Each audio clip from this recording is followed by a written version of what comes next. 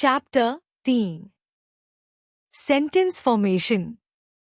Sentences are little package of words that come together to express a complete thought. They make it easy to understand ideas and information. Sentences can be categorized on the basis of various criteria, and one way to categorize them is based on their structure.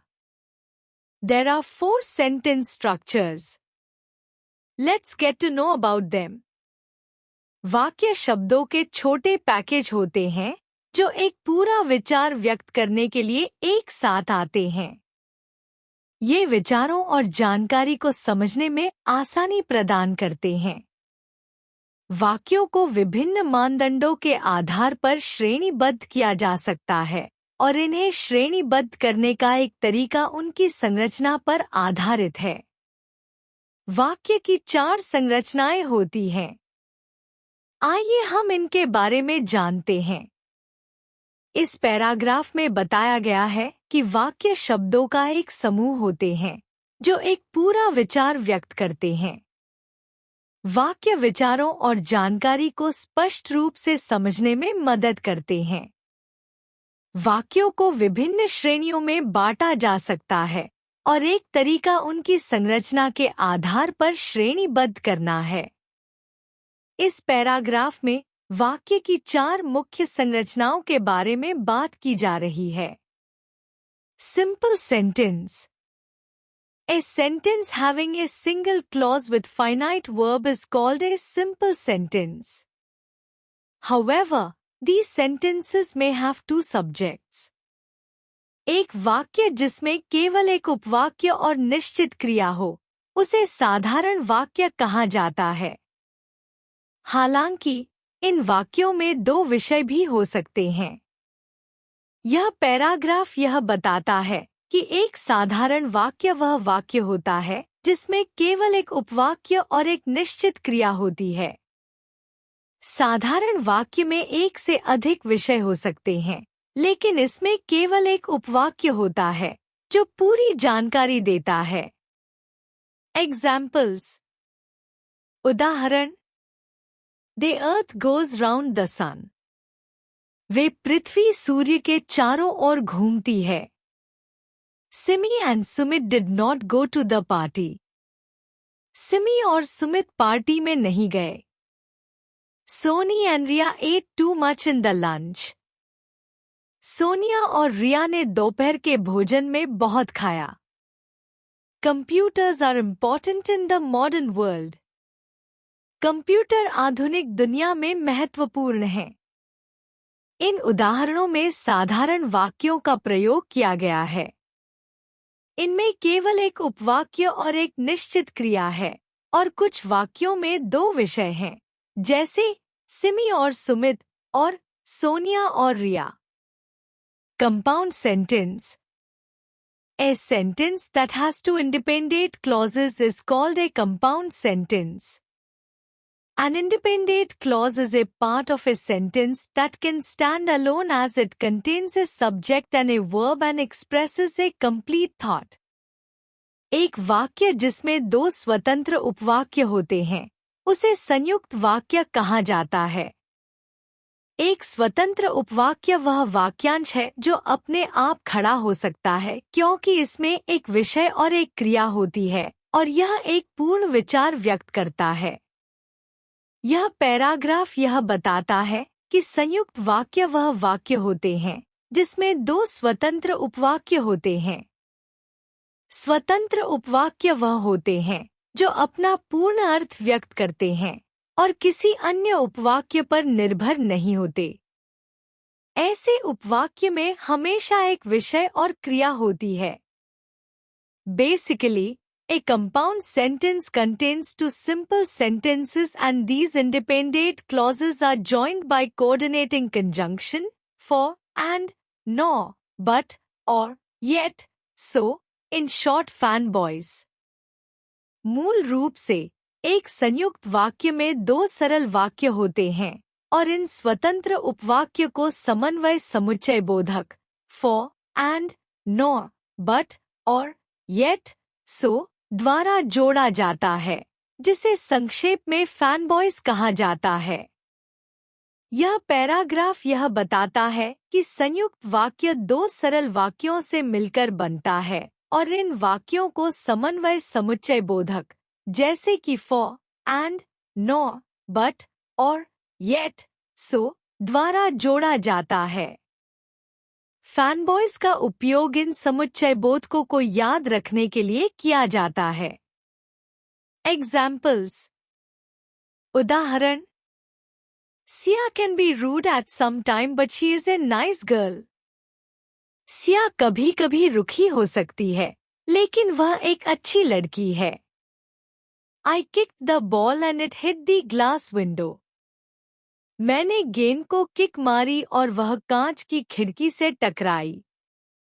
They left before I reached, so I couldn't meet them. वे चले गए थे, इससे पहले कि मैं पहुंचता, इसलिए मैं उनसे नहीं मिल सका। I am wearing a thick coat, yet I am feeling cold. मैं एक मोटा कोट पहने हुए हूँ, फिर भी मुझे ठंड लग रही है। यह वाक्य समुच्चय वाक्य के उदाहरण हैं, जहाँ दो स्वतंत्र उपवाक्य इंडिपेंडेंट क्लॉजेस को समन्वय समुच्चय बोधक जैसे but, and, before, so, yet द्वारा जोड़ा गया है। इन वाक्यों में दो सरल वाक्य होते हैं, जिनमें प्रत्येक एक स्वतंत्र विचार प्रस्तुत करता है। Complex sentence. A sentence that has one independent clause and one or more dependent clauses is called a complex sentence. A dependent clause either lacks a subject or a verb, or has both a subject and a verb that does not express a complete thought.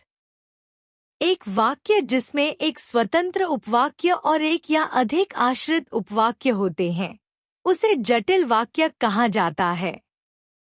एक आश्रित उपवाक्य या तो किसी विषय या क्रिया से रहित होता है, या इसमें दोनों विषय और क्रिया होते हुए भी यह एक पूरा विचार व्यक्त नहीं करता।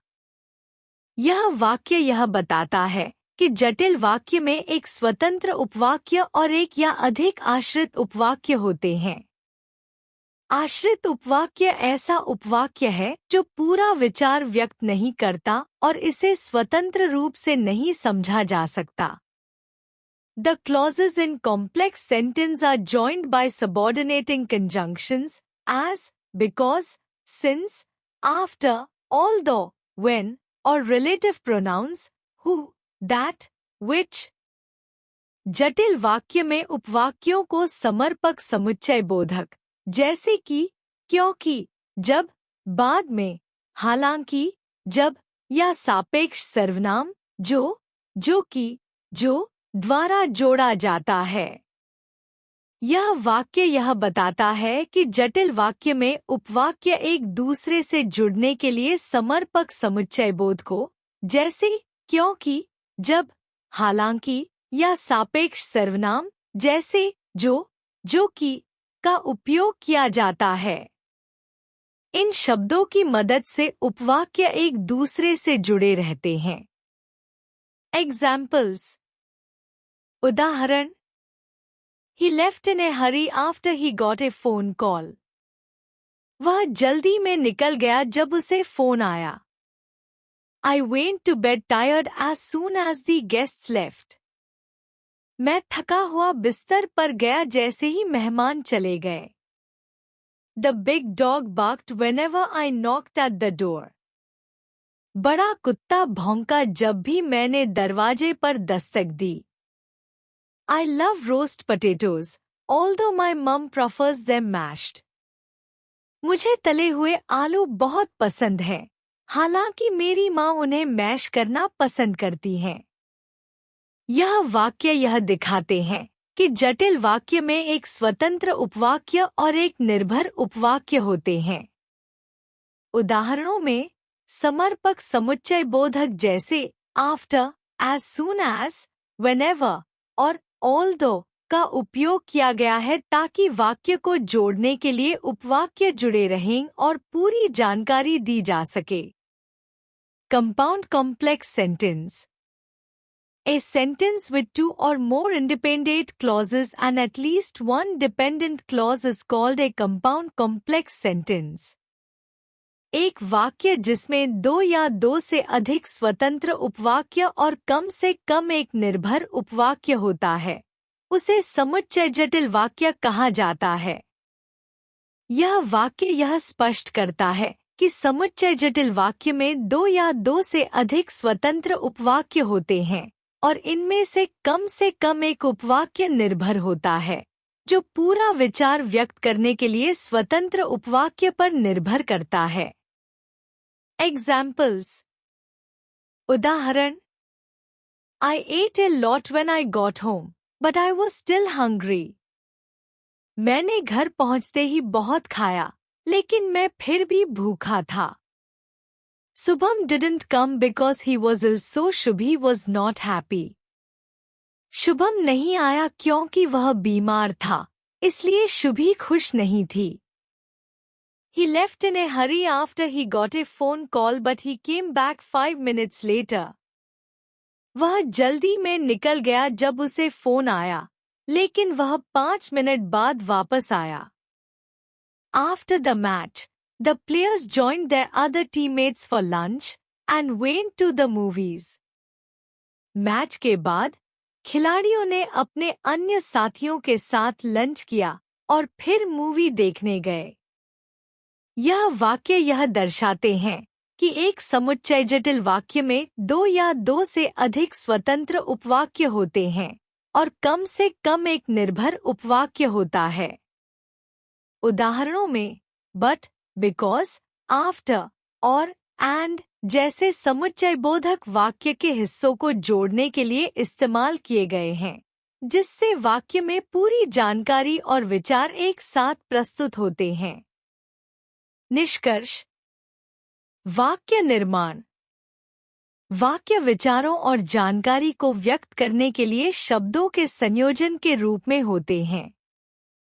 इन्हें संरचना के आधार पर विभिन्न श्रेणियों में बांटा जा सकता है, जैसे सरल वाक्य, सिंपल सेंटेंस। यह वाक्य एक ही क्लॉज से बना होता है, जिसमें एक सीमित क्रिया होती है।